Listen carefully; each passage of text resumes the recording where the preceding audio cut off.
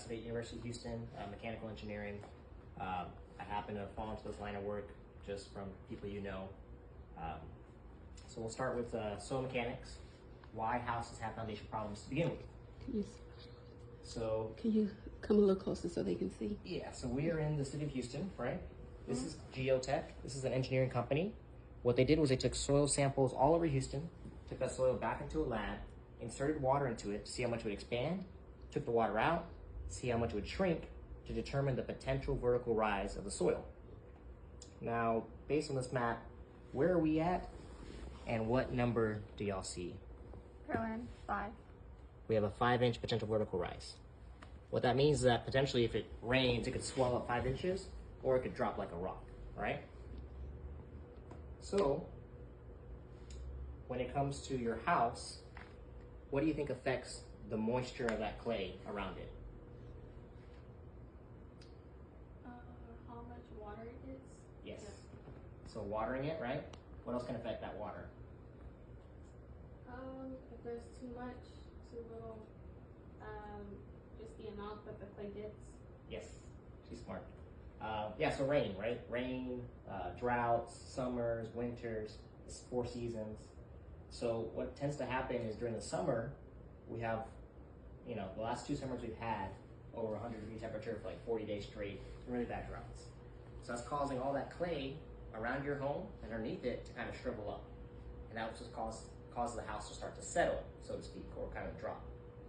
When the house was built, the engineers knew that it was going to settle over time, right?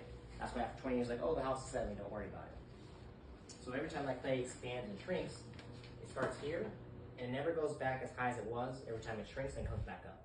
So it's essentially doing this over and over and over and over until things start to break or crack, and you start to see issues. And you're like, oh, snap, what's going on? Foundation problems. And you call me. Things you can do to stop that from happening or preventive maintenance. We normally recommend these before we talk about the piles because we want to try to save you as much money as possible. Did y'all know that a mature oak tree can steal or drink up to 300 gallons of water a day? Yeah. So trees are beautiful, right? But they're not your friends when it comes to your foundation. The reason why is where the canopy of the tree is, 1.5 times that is where the roots can extend. What's the canopy of the tree? What is that? The canopy of the tree is where the leaves are at, the foliage, so to speak, right? The green part. So why do those trees need so much water? To grow, survive. Yep, grow, photosynthesis, right? If you maintain your trees, right, if you trim the branches, you trim the canopy, make sure it's not as wide, then you can reduce the amount of water that it needs to do photosynthesis and everything else. A lot of homeowners, though, they're not aware that the roots extend that far.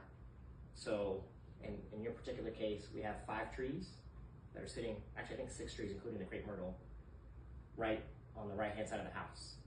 So all those trees have roots, and they're all gonna make their way underneath your house and pull that moisture whenever they get thirsty, right? Have y'all ever heard the term watering your foundation? Yeah, I didn't know what that meant until a couple of years ago. But you'll notice during the summer, if you walk around the house, you'll see the soil start to pull away from the home, right? That's because it's shrinking and it's pulling. So if you water it consistently, you stop that clay from doing that constant up and down motion. So our second preventive maintenance we recommend is a watering system. Due West does a drip irrigation system. So what we do is we'll go 1.5 feet away from your house. We'll go 2 to 8 inches deep in the ground. We'll bury a system and it waters 7 a.m., 7 p.m., 15 minutes a day. And that's just to help keep that clay consistent. Otherwise, you'll have to get into piles, which is the next topic.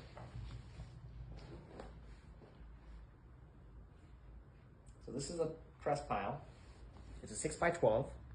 It essentially looks like a paper towel roll, but concrete, right? The reason why it has a hole in the center is, let's say I try to push this pile into the ground and I get 5 feet deep. The active layer of soil is 6 to 8 feet.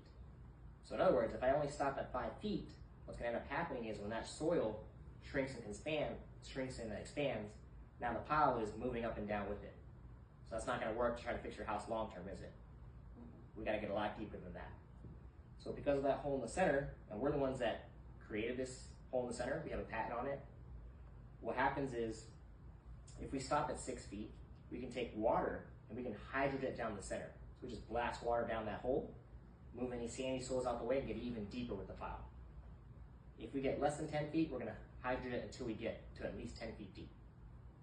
Typically in this area though, we're gonna go a lot deeper than that. We're gonna get 15, 20, 25, 30 feet deep. We go until we hit the point of refusal. That's where that pile refuses to go any deeper and the house starts to come up. Okay. Some of my competitors, they'll tell you, oh, we're gonna go down until we hit a certain PSI, 8,000 PSI, 10,000 PSI. You know, that's great, but that PSI can change day to day, depending on how hot it is. What's PSI? It's like pounds per square inch, right? So 8,000 PSI. Now, Y'all know what he's saying? What is he saying? I don't know how to explain it. I know. Well, do your best. It's like going down by pounds per square inch. It's not as effective since they're just saying that they're pushing it down further, but it's not going as deep as it should. yeah, exactly. So, for example, if they say we're gonna stop at 10,000, and they go down 4 feet, and it stops at 10,000, they did exactly what they said they were gonna do, right? They hit the 10,000 mark and they stopped. But we know that that's not deep enough. We have to go deeper than that. So it might take more pounds per square inch to get deeper than that, but they need to. Otherwise, they're giving you a solution that's not gonna. Why does the pounds matter? Why would the pounds matter? Pounds for what? Pounds per square feet. Like, Visualize what a pound is and visualize what square feet is. Why does the pound, why is that important with square feet?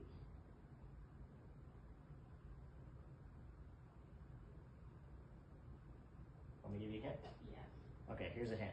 What are we trying to lift with these piles? Soil. Clay.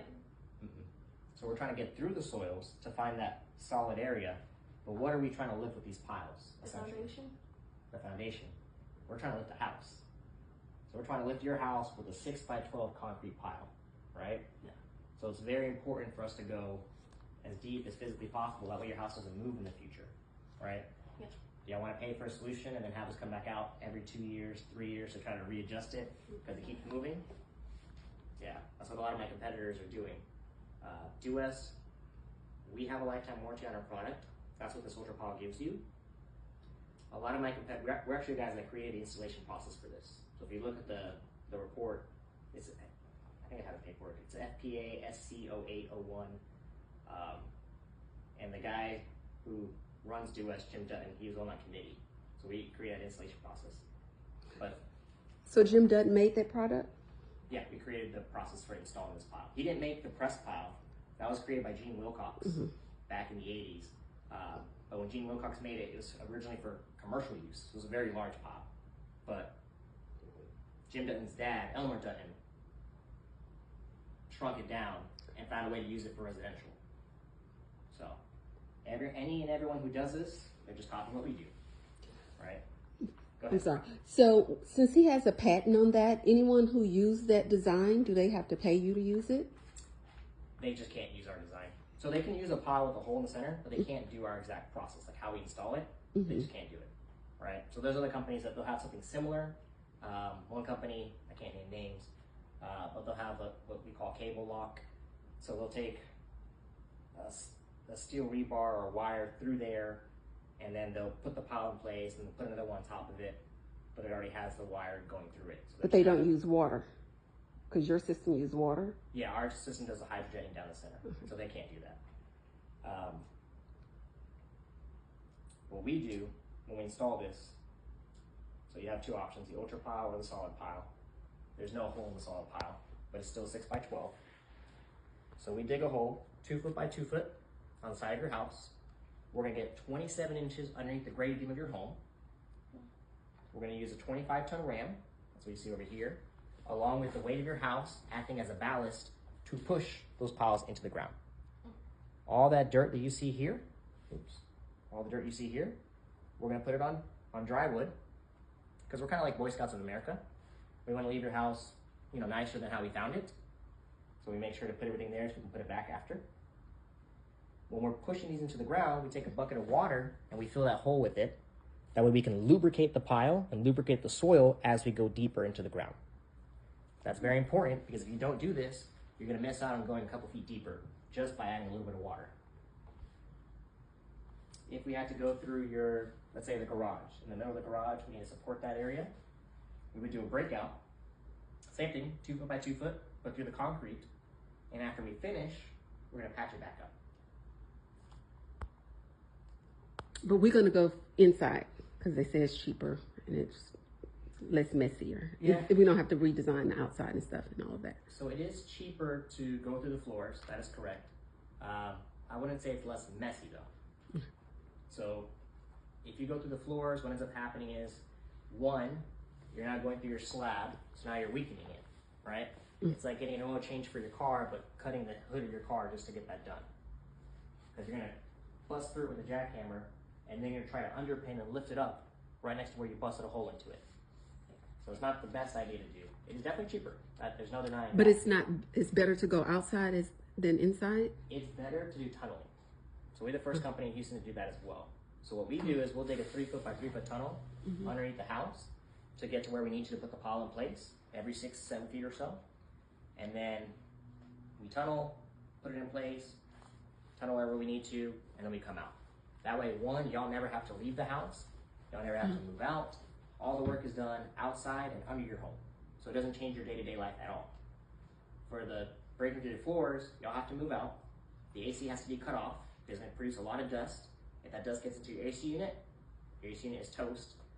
The furniture has to be removed so we can actually bring our wheelbarrows in and outside of the house. We'll put up tarps. The dust from that construction, it pretty much never goes away. So if you can avoid going through the floors, I highly recommend it. But I'll give you options for both. You know, this is what it looks like if we do the tunneling. The 3 foot by 3 foot hole, just enough to get a man through there, so you can get in place and then put the piles. And they would be doing that in the hallway if we did. Yeah, we'd go by the front door and then just tunnel up where we need to put the piles.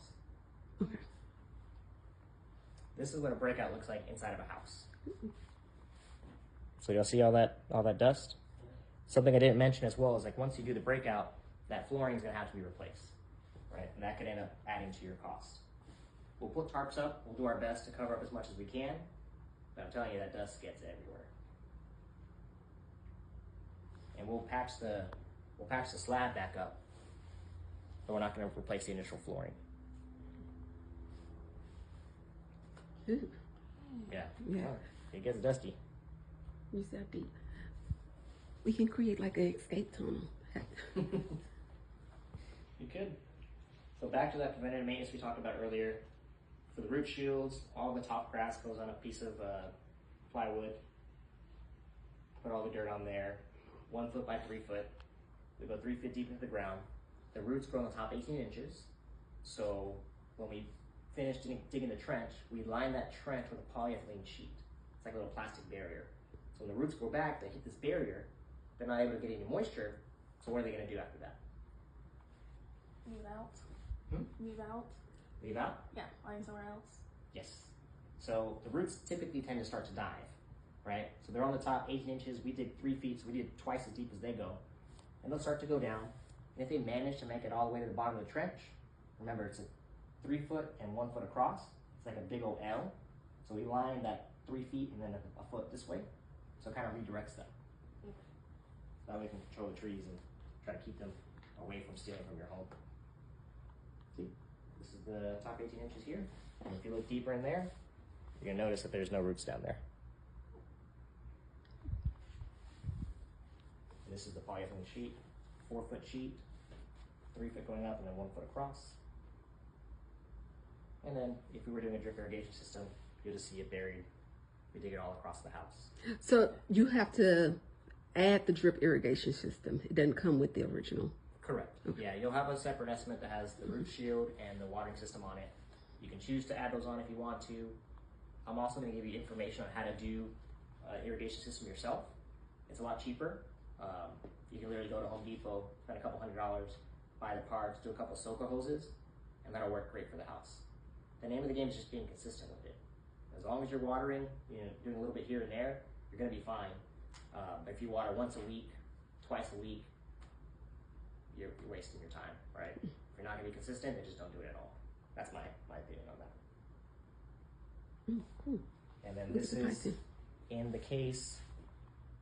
So before we do any lifting of your house, we do a hydrostatic test before and afterwards. So, guys, this is the foundation. This is under the ground, under our house. Mm-hmm. Yeah, so what will happen is before we lift your home, we go to where your clean out is, that's access to your sewer line, and we're gonna fill that with water, let it sit for 20 minutes, and then let it hold. If the water level drops, that tells me y'all have a pre-existing plumbing leak.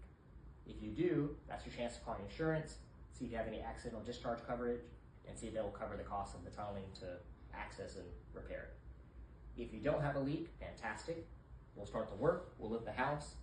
After we lift the house, we're gonna test it again to make sure no leaks were caused. Do you have any idea why we would wanna test it after we lift the house? Just in case it fills it up with more water than it's needed. Close. What do you think? Because if there is a leak, your work would probably be useless because you have to go back and do it all over again. Yeah, similar. So what happens is whenever you're lifting up a house, the house comes up, right? The foundation is gonna come up, but the plumbing is encased in the soil underneath your home. So if the house is going up and the plumbing stays here, what's likely to happen, depending on how much you lift it? Disconnect. Yes, you'll get a plumbing break, right? So that's why we do that test before and afterwards. Now, Due West, we don't have any, there's no exclusions in my warranties that will specifically say, hey, if there's a plumbing leak, your warranty is voided out. We don't have that, but I have 4 competitors' warranties with me that will tell you the exact opposite. That if there is any plumbing or water leaks, it voids their warranties out completely. So that's something you want to look out for whenever you're looking at competitors' quotes. You gotta check that fine print. They're not gonna tell you that. You have to kind of know what you're looking for, and you'll see it. It'll say plumbing or water leaks voids the warranties out. Okay. So that kind of get out of jail free cards they use is kind of monstrous, because you know if you're lifting more than an inch, inch and a half, you're more likely to get a break anyway. If you're doing the tunneling already underneath the house, we typically already have access to your sewer lines. We can see them when we're down there. So what we can do is we can break the soil off around it. That way it's less likely to break. If it does still break, then we do have a plumbing division. Due West has a plumbing division, foundation, and AC and heating. So if there is a break, we can send a plumber out here, he'll do an isolation test, he'll run a camera through your clean out, find out where the break is at, and then he'll get you an estimate to do the repairs. And if we already have tunnels open, we don't have to charge you for tunneling twice. It's already open, we'll just fix the repairs, and then you save money on that aspect. So, just girls, so they have one company, and under the company, how many umbrella companies do they have? What did he just say? Plumbing company, because tunneling company? No, AC. no, AC. Yeah, AC. And then why am I here? Foundation. Yeah, there you go. So, one owner, 3 companies under the umbrella. So, what did they tell you? Money. Money, money, money. Right? Yeah. So we've been around for 46 years, since 1978. And the name of the game is do the job right. Do the job right the first time. That way we don't have to come out and keep repeating it. My competitors don't have that same notion, right? Their idea is do the work, and then after a year, that warranty expires anyway, so they're gonna get to charge to come back out again and again and again. So they're not incentivized to do it right the first time. We don't make any money on maintenance work, so we have to do y'all right the first time. Any questions? What about his profession? Okay. What is your profession? For my profession, Yes. He said it. I'm technically a foundation repair estimator. What else you want to know when you're talking to people about their jobs? How long did it take you to reach this point? Whew. So I'm still learning, right? I'm still learning every day, but I've been doing this for about 2 years now. But my background with in-home consultations goes back the last 7 years. So How much do you get paid? that's a good question. So I get paid based on, it's an interesting question. So it's commission work, right? I can stop that if you want me to. If you don't want that on here. And it's fine. It's commission work. So the name of the game isn't to, my incentive isn't to make as much money as possible off of your project, right? Every day I go to 2 to 3 houses. I meet a lot of different families. So my goal is to make y'all, of course go with Due West, but I want to give y'all the best deal possible, right? So I'm going to give y'all discounts up the wazoo if I can to earn your business, because for me it's not so much, one person. I want to help as many people as possible. If I help as many people as possible, then of course, when you do good, you get good back. That's what I've learned in life. Help others, and then you get helped. So same notion applies to commission work. Help as many people, and then you'll make money. Lawyer that question. Lawyer the question you just asked. You asked the question. Did you get your answer? Lawyer it. Okay. Debate it. How much money exactly do you get in numbers? So it's all based on. You don't have to answer it, but I'm just teaching her. To lawyer. They have debate competition coming up, so everything we do. You gotta be able to flip it. Yeah. Okay. I guess we can turn off for this part if you want. Okay.